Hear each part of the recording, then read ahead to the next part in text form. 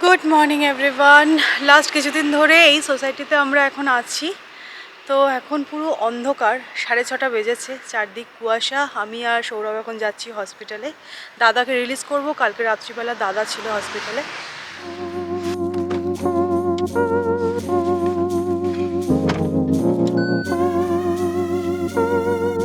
আমাদের এই রাস্তাটা এখন পুরো মুখস্থ হয়ে গেছে, এয়ারবিএনবি টু অ্যাট্রেক। তো এটাই আমরা শুধু করে যাচ্ছি লাস্ট কিছুদিন ধরে। খারগারেও কিন্তু সকালের দিকে বেশ ঠান্ডা আছে। আর লিটারালি আজকে ব্লগটা শুরু করার আগে আমি মোবাইলে দেখলাম যে আজকে কি বার। আজকে হচ্ছে সানডে। সকাল সকাল যাচ্ছি কারণ দাদা আজকে বম্বে ফিরে যাচ্ছে। দাদার কাল থেকে অফিস, তাই জন্য দাদা থাকতে পারবে না। আমি সৌরভ আছি, আর আজকে মা আর মামা আসছে, মানে এরম ভাবে আর কি অ্যারেঞ্জমেন্ট করা হয়েছে। আর তোমাদের একটা গুড নিউজ দিই, বাবা এখন অনেকটা ভালো আছে। বাবাকে তো একদিনই রেখেছিল আইসিইউতে, তারপর বাবাকে ছেড়েও দিল। বাবার সাথে যাদের যাদের অপারেশন হলো, বাবাকেই একমাত্র একদিনের মধ্যে আইসিইউ থেকে ছেড়ে দিয়েছে। বাবা ইনফ্যাক্ট মানে যেদিনকে ছাড়লো, জেনারেল বেডে দিল, সেই দিন থেকেই মনে হয় বিকেল থেকে অল্প অল্প করে হাঁটাও শুরু করে দিয়েছে। কালকে ভালো মতন হেঁটেছে, তো রিকভারি রেট খুবই ভালো। তো এখন আমাদের ব্রেকফাস্ট টাইম। মোটামুটি সকালের ব্রেকফাস্ট আর লাঞ্চটা আমরা একট্রেক থেকেই করার চেষ্টা করছি। এখানে আছে ঠান্ডা ঠান্ডা লুচি, গরম গরম আলুর তরকারি আর সুজি। লুচি মানে কিন্তু এটা আটার লুচি, জানো তো? এটাকে পুরি। পুরি লাভলি। ঠান্ডা না গরম? মোটামুটি একটু শক্ত হয়ে গেছে। খারগারেরই হসপিটালটা এত ভালো, এত বড় এরিয়া নিয়ে, কি সুন্দর। দেখো গার্ডেনে আমরা বসে আছি, পেশেন্টরাও মাঝে মাঝে এসে রোদে বসে। তো খুব সুন্দর এই জায়গাটা।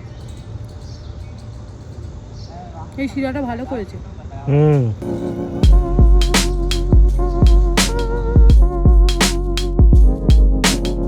কি বড় সাইজে, ও লেজও নাড়ে।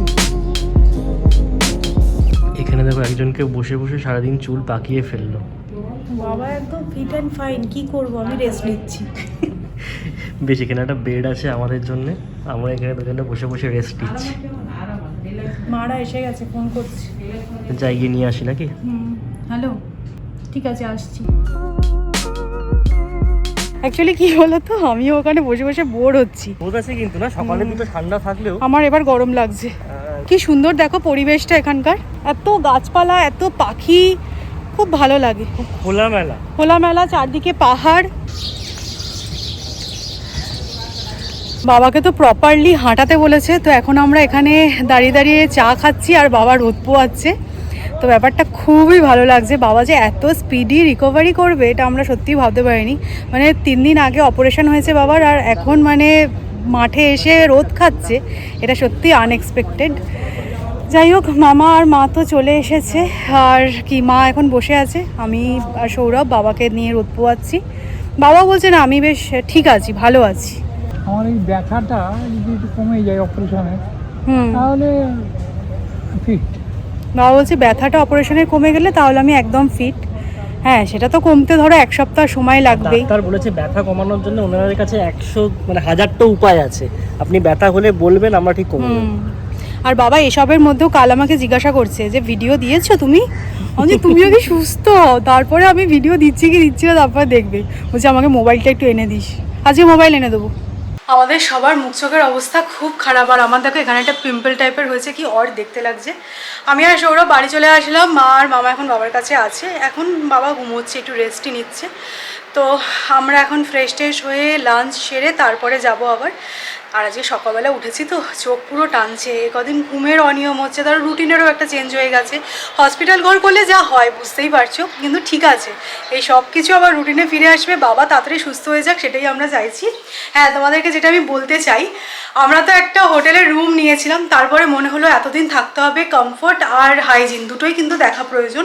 তো তাই জন্য আমরা একটা এয়ারবিএনবিতে ফ্ল্যাট নিয়েছি। বেসিক্যালি এটা একটা 1 BHK অ্যাপার্টমেন্ট। এটা হচ্ছে লিভিং এরিয়াটা, এখানে দুটো রকম সোফা আছে। যদি অনেকে মিলে আসছে তাহলে এই দুটো সোফাকে জয়েন করে দিলে একটা ডাবল বেড হয়ে যাচ্ছে। এখানে একটা বিন ব্যাগও আছে দেখছি, আর একটা টিভি দিয়েছে, যেটা দেখার সময় বা সুযোগ আমরা কিছুই করে উঠতে পারিনি। আর দেখো এটা হচ্ছে কিচেনে মোটামুটি মাইক্রোওভেন দিয়েছে, টুকটাক কয়েকটা বাসন দিয়েছে, আর এই গ্যাসটাও দিয়েছে। আমি এখানে জলটা বসিয়ে রেখেছি, ডিম সেদ্ধ করব। আমি মানে ডিম সেদ্ধ, ম্যাগি, চা, এটা আমার চায়ের সরঞ্জাম। চা এরমভাবেই করছি। তো এইসবই করছি, খুব বেশি রান্না করার সময়ও পাচ্ছি না আর ইচ্ছাও নেই। ফ্রিজ দিয়ে দিয়েছে, এখানে বসে খাওয়া দাওয়া করা যাবে, টেবিল চেয়ার আছে একদম প্রপার, এটা ছোট বেসিন আছে, এই দুটো হচ্ছে টয়লেট, আর এটা হচ্ছে তোমার বেডরুমটা দেখো বেশ ভালো, এসি আছে, যদিও এখন এসি কোনো প্রয়োজন নেই। আর এখানে একটা ওয়ার্ড্রপ দিয়ে দিয়েছে, এর ভেতরে টুকটাক আর কি বালিশ টালিশ এগুলো দিয়ে দিয়েছে, ভালো কিন্তু বেশ। এই এয়ারবিএনবিটা পার ডে ভাড়া হচ্ছে 2000 টাকা, তো আমার তো ডিসেন্ট এনাফই লেগেছে। আর আমরা যেই হোটেলটা ভাড়া নিয়েছিলাম সেটা হচ্ছে তোমার 1700 টাকা, একটা রুম শুধু দিচ্ছিল, এত ফেসিলিটি পাওয়া যায়, তুমি চাটা ম্যাগি এগুলো একটু করতে পারলে না খুব সুবিধা হয়। তাই জন্য আমাদের মনে হলো যে মানে ওটা যদি 1700 টাকা আমরা বুক করতে পারি, 2000 টাকা এটা অনেক ভালো। আর এটা পুরো সোসাইটির মধ্যে, গাড়ি রাখার কোনো সমস্যা নেই, দাদার গাড়ি আমাদের গাড়ি একদম বিন্দাস আছে, তো এটা একটা খুবই ভালো হয়েছে। আর ওই হোটেলটা হচ্ছে তোমার রোড পার্কিং ছিল, যেটা আমাদের একদমই ইচ্ছা ছিল না, তো খুব ভালো একটা পেয়ে গেছি আমরা। দুপুরে খাওয়ার জন্য জোম্যাটো থেকে দেখো আমরা স্টিম রাইস অর্ডার করলাম, কি দিয়েছে এই অরেঞ্জ কালারের বিরিয়ানি রাইস, তবে এর মধ্যে মাংস টাংস কিন্তু কিছুই নেই, শুধু বিরিয়ানি রাইসটা দিয়ে চালিয়ে দিয়েছে। তো এটা দিয়ে আমরা ম্যানেজ করে নেবো, কিন্তু মামা খাবে কি খাবে না, তাই জন্য আবার স্টিম রাইস অর্ডার করা হলো ওদের জন্য। মার আসার কোনো প্ল্যান ছিল না, কিন্তু কালকে যখন প্ল্যানটা হয়েই গেল যে মামার সাথে আজকে মাও আসবে, তখন আমি মাকে বললাম তুই যখন আসছোই একটু কিছু খাবার বানিয়ে নিয়ে আসো। তো মা দেখো আলুর দম বানিয়ে এনেছে আর আলু ফুলকপির তরকারি বানিয়ে এনেছে, ননভেজ কিছু আনতে মানা করেছিলাম, তো ভালোই, অনেকদিন পর আমরা ঘর কা খানা খাবো। এক্স্যাক্টলি, আজকে আমাদের লাঞ্চের আইডিয়াটা কিন্তু এত হয়েছে না, এরকম একটা রাইস, তার সাথে এটা কি ডিম সেদ্ধ আর আলু ফুলকপির তরকারি আর আলুর দম, কোনটা নেবো জানি না, আর এটা এগ বিরিয়ানি, হ্যাঁ ওইভাবেই খেতে হবে আর কি। তবে আমাদের খাবারটাই এরকম, মাদের কিন্তু ডাল আছে, কিন্তু আমরা এই রাইসের সাথে যদি ডাল নিই না তাহলে দারুণ হতো না, তাই মাদের অন্যরকম আমাদের অন্যরকম খাবার। আজকেও টাটা থেকেই লাঞ্চ করে নিলাম, লাঞ্চ করে আমি আর সৌরভ একটুখানি বাড়ি যাচ্ছি, মা এখন বাবার কাছে আছে। তবে হ্যাঁ, ভিডিওটা শুরু করেছিলাম রোববার, আজকে কিন্তু মঙ্গলবার, কালকে আর ক্যামেরা হাতে ধরিনি, বিকজ কালকেও একটা এমন সিচুয়েশনের মধ্যে ছিলাম, কলকাতাতেও তোমাদের বলেছিলাম না একটা প্রবলেম হয়েছে, তো কালকে সেই ব্যাপারটা ছিল, পরে বলবো তোমাদেরকে, তো ওই ব্যাপারটাও মিটে গেছে। হ্যাঁ, আমাদের না জানুয়ারি মাসটা যা যাচ্ছে না তোমাদেরকে আমি বলে বোঝাতে পারবো না। তো মামাও কালকে চলে গেছে, আমি সৌরভ আর মা এই তিনজনই এখন বাবার কাছে আছি। একটা জিনিস মনে হচ্ছে 2020 সালটা ভেবেছিলাম হয়তো জীবনের সবচেয়ে খারাপ বছর, কিন্তু 21ও গেল, খুব একটা ভালো হলো না, 22টা যেভাবে শুরু হয়েছে না আমাদের, কি বলবো। আর একদম বছরের শুরুর মাসটাই তো, তাই জন্য চাপে আছি, সারা বছরটা কিরম যাবে দেখা যাক। ফাইনালি আজকে ভিডিও আপলোড হয়েছে, আর তোমাদের কমেন্টগুলোই বসে বসে পড়ছিলাম, এই কমেন্টগুলো আমি এত মিস করেছি না এই কদিন, কি বলবো তোমাদেরকে। তোমরা সবাই বলছো যে সৌমি চিন্তা করো না, কাকু একদম ঠিক হয়ে যাবে, অপারেশনও সাকসেস হয়েছে, আর সত্যি আমরাও বুঝতে পারছি, বলো বাবা এখন নিজে নিজে উঠছে খাট থেকে, হেঁটে যাচ্ছে, বাথরুম যাচ্ছে, কোনো আর বাবার যে সমস্ত অ্যাটাচমেন্ট গুলো লাগানো ছিল সেগুলো সব কিন্তু একটা ড্রেন লাগানো ছিল অ্যাকচুয়ালি স্টমাক থেকে, তো সেই ড্রেনটাও আজকে খুলে দিয়েছে, স্যালাইন বা যেসব আইভি গুলো ছিল সেগুলো সমস্ত খুলে দিয়েছে, এখন অনেক ফ্রি হয়ে গেছে, বলছে এবার বাড়ি নিয়ে চলো, আর আমার এখানে থাকতে ভালো লাগছে না, 30% মতো বাকি আছে সুস্থ হওয়া, সেটা আমি বাড়ি গেলে তাড়াতাড়ি হবো, যাই হোক যেটা হয় আর কি, হসপিটালে থাকতে ভালো লাগে না, আমাদেরও আর ভালো লাগছে না, আমার বলছে চলো এবার তুমিও বাড়ি চলো, করে 7 দিন হয়ে গেল আমরা এই খাড়গাড়ে এই ঘরটার মধ্যে রয়েছি।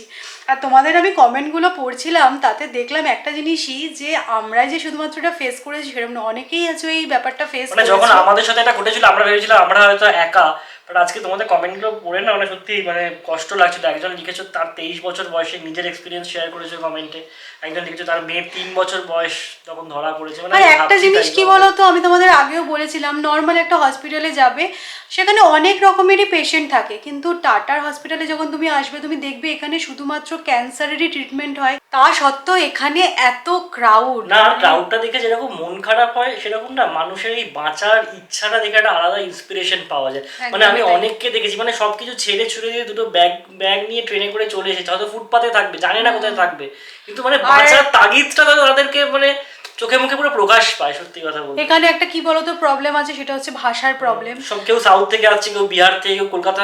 আমাদের সাথে এরকম হয়েছে অনেকে মানে বাঙালি পেশেন্ট, তারা মানে কি বলবে ডাক্তারকে প্রবলেমটা, সেটা আমাদেরকে বলছে যে হিন্দিতে কিভাবে বলতে হবে একটু বুঝিয়ে দেবেন।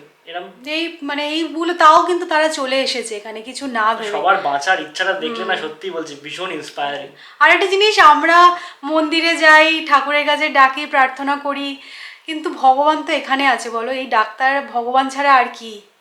খাড়গাড়ে এসে না আমি একটা নতুন বন্ধু পাতিয়েছি, তোমাদের সাথেও আমি আলাপ করাতে চাই। এটা পুকুতা, এটা আমাদের পুকু। এটা সৌমির নতুন বন্ধু, এটা পুকুতা।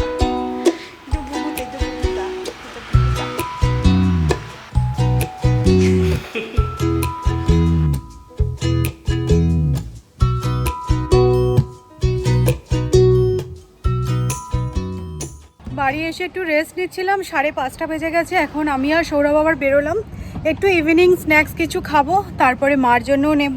মা যদি তোমার সাথে চলে আসতে চাই চলে আসবে, আমি থাকবো আবার বাবার কাছে কিছুক্ষণ। চলো, আমি আবার রাত্রিবেলা যাবো। হসপিটাল যাতায়াতের পথে এই জায়গাটা কিছুদিন ধরে নোটিস করছিলাম, ভাবলাম আজকে একটুখানি নেবে দাঁড়াই। কি দারুণ না? খাড়গাড়ে আমরা লাস্ট 7 দিন ধরে আছি। জায়গাটা মন্দ নয়, পাহাড়ে ঘেরা একদম ছোট্ট নিলিবিলি একটা জায়গা। তবে এগুলো কতটা থাকবে জানা নেই না। এইসব ঘোড়ায় গিয়ে ফ্ল্যাট উঠে যাবে। দেখতে পাচ্ছ এদিকে কত ফ্ল্যাট, এইখানেও কিন্তু প্রচুর ফ্ল্যাট আছে। আর পাহাড়ে মোড়া চারিদিকটা, হয়তো দেখা যাচ্ছে না বিকজ এই দিকটা পুরো ফগ আছে।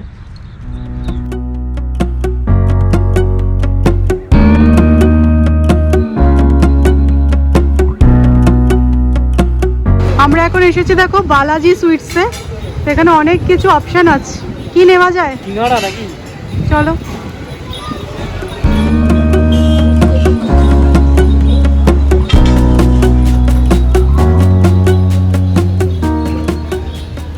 মায়ের জন্য দেখো সিঙ্গারাও নিয়ে নিলাম, চলো এবার যাওয়া যাক। একদম 9:15 বেজে গেছে, বাবার তো ডিনার হয়ে গেছে, আমরা বসে আছি। আমাদের বসে বসে মোটামুটি চুল টুল পেকে গেছে। মাকে দেখে নাও, এই যে মাও এখানে বসে আছে।